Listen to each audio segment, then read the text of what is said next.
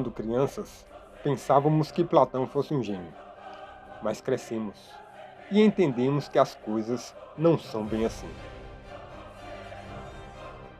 Porque percebemos que com Platão a filosofia se volta contra a beleza da vida. Quem ensinou Platão que o bem é melhor do que o mal? O mundo das ideias, ou melhor, o mundo verdadeiro, inventado por ele, serve para quê? Por que Platão utilizava mitos para explicar os seus pensamentos? E, finalmente, vale a pena criticar a arte como ele fez? Arte é imitação. Está longe da verdade e, consequentemente, pode nos afetar e nos desviar do entendimento correto. Mas na contramão dessa ideia existe outra. Platão, esse grande inimigo da arte. Embora seja um dos maiores nomes da filosofia, nesse vídeo eu vou mostrar como que Platão criou um sistema de pensamento que não corresponde em nada com as experiências da vida. Uma análise que expõe as contradições da razão humana e revela algo sobre nós mesmos. Platão é a principal referência na criação do pensamento metafísico, estruturando as bases da filosofia ocidental. Elaborou a teoria das ideias, distinguindo entre o nosso mundo e um suposto mundo verdadeiro, acessível apenas pela razão. Para Platão, o mundo visível, esse mundo complexo e dinâmico que nós temos, é uma imitação mal feita do mundo das ideias. Dizia que o mundo visível deve ser necessariamente defeituoso e sujeito à mudança, já que é uma cópia daquilo que é eterno. A idealização de um mundo eterno foi essencial para transformar a razão em dona da verdade. Mas é preciso perguntar, como, se os nossos sentidos são nossa principal ligação com o mundo? Platão acreditava que através do uso das palavras e do pensamento rígido era possível superar a ilusão dos sentidos e conhecer a verdade. Enquanto os primeiros filósofos elaboravam explicações sobre o universo, a natureza e a vida, com base na observação dos fenômenos e na evidência dos sentidos, Platão ensinava que os órgãos dos sentidos, que são 5, olho, ouvido, nariz, língua e tato, não são necessários para o conhecimento da verdade. Dizia que quando alguém se apoderou de um pensamento com a ajuda da razão pura, sem fazer uso dos sentidos, ele está se aproximando do verdadeiro ser. Ou seja, estava dizendo que os olhos enganam, os ouvidos não ouvem direito e que o tato não tem valor. E foi assim que esse grande metafísico, se utilizando da imaginação pura, concluiu que o bem é melhor do que o mal, sem suspeitar que o pensamento também engana. Afirmou que o bem é a fonte da justiça, da verdade, da beleza e da ordem. Inclusive, a própria sociedade nos ensina o que é bem e mal, certo e errado, verdadeiro e falso. Enquanto que, na maioria das vezes, os resultados que obtemos são contrários ao que era esperado. Platão, corajosamente, definiu verdades eternas e absolutas em um mundo dinâmico, de muita ambiguidade e inúmeras perspectivas conflitantes. Pergunte a si mesmo, o que é bem e mal? Quem lucra com os bonzinhos? E por que o bem deve ser melhor do que o mal? No cinema, por outro lado, a crescente popularidade dos vilões indica que está havendo uma verdadeira tendência antiplatônica em nossa sociedade. Mas para entendermos questionamentos e práticas contrárias ao senso comum, é necessário entender a polaridade da vida, das forças opostas em constante interação, como claro e escuro, luz e sombra, frio e calor, velocidade e repouso, seco, molhado. Sem essa rica interação de forças contrárias, não poderia nem sequer haver vida em nosso planeta. Por esse motivo, o bem e o mal se completam. Mas por não aceitar a verdade desse mundo, que está na cara, e transferir para um outro mundo a verdadeira vida, como fez Platão, revela um lado sombrio na personalidade do filósofo.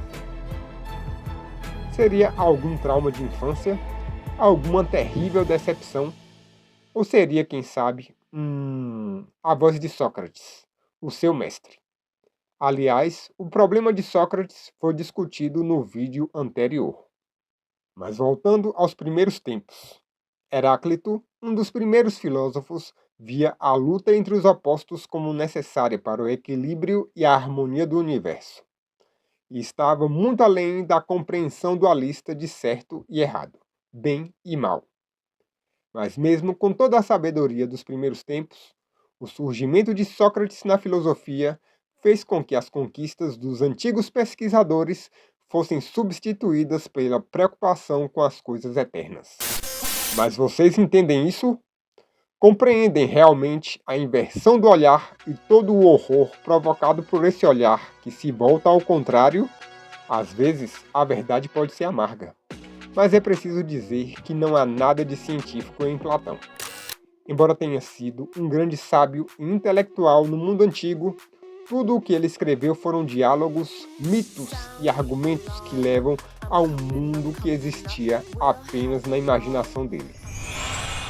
Os filósofos antigos buscavam explicações autênticas para os fenômenos naturais, afastando-se das narrativas mitológicas. Mas o grande Platão fez o contrário. Ao invés de solucionar os problemas da existência de maneira racional, como fizeram os primeiros filósofos, Platão usou a razão para construir explicações míticas. Dentre os mais famosos de seus mitos estão o mito da caverna e o mito de Atlanta. O mito da caverna é uma metáfora para dizer que a vida, as experiências autênticas e toda a sabedoria até então alcançada é imperfeita e ilusória. Já o mito de Atlanta representa um poderoso império que caiu devido à corrupção moral, ou seja, porque seus habitantes deixaram de ser bons.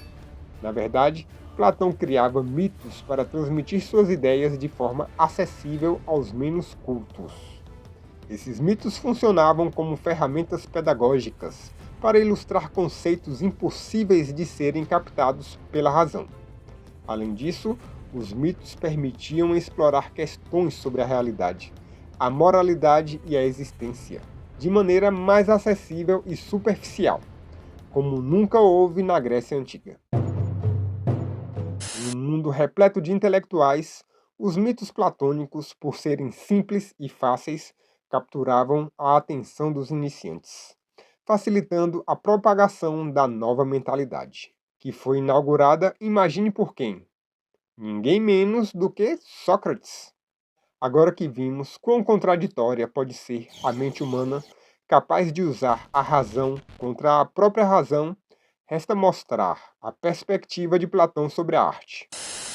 Paradoxalmente, Platão acreditava que a arte alimentava as emoções, em detrimento da razão.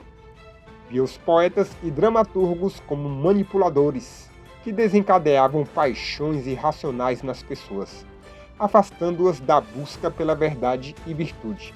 Afirmava que a poesia alimenta e fortalece a parte irracional da alma, que deveria ser controlada pela razão. Desconfiava da beleza e da criatividade, como se os gregos amassem as artes porque eram loucos. Além disso, Platão temia que a arte impactasse a moral. Dizia que o teatro e o comportamento imoral dos deuses poderia levar as pessoas a imitá-los, especialmente os jovens. Em seu livro A República, Platão propõe a censura de certas obras de arte e histórias mitológicas, para proteger a moralidade da sociedade e garantir que os cidadãos fossem bons o tempo todo, como que antecipando o admirável mundo novo, de Aldous Huxley. Então, na sua opinião, Platão é amigo ou inimigo das expressões autênticas? É possível aprender algo com esse filósofo? Para ele, a racionalidade e as expressões frias deveriam prevalecer sobre as expressões autênticas e individuais. O fato é que não temos nada a aprender com Platão, pois a poesia, o teatro e toda a arte grega diziam sim à vida. E essa é a minha experiência filosófica e audiovisual para você refletir.